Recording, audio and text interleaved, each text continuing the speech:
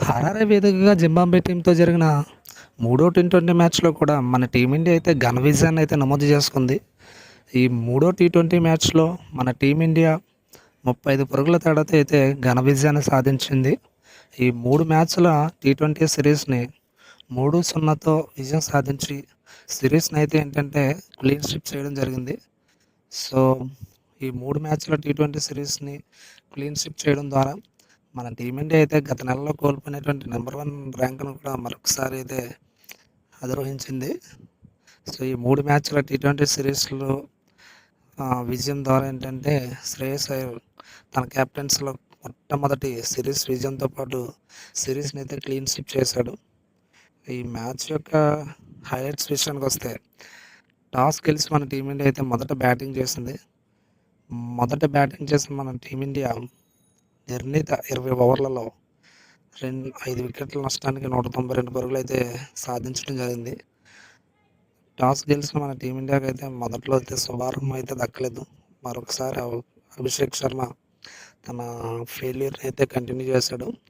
మరొక ఓపెనర్ వైభవ్ సూర్యవంశీ అయితే తన విధ్వంసాన్ని అయితే మరొకసారి ముందుకు తీసుకెళ్ళాడు.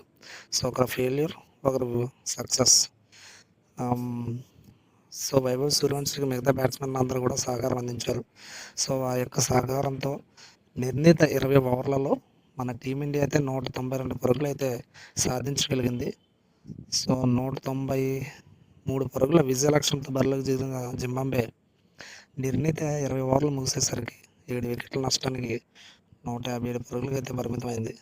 సో మన టీమిండియా బౌలర్లు కట్టుదిట్టమైనటువంటి బౌలింగ్తో జింబాబ్వే బ్యాట్స్మెన్స్ ఏంటంటే చాలా కట్టుదిట్టంగా కట్టడి చేశారు.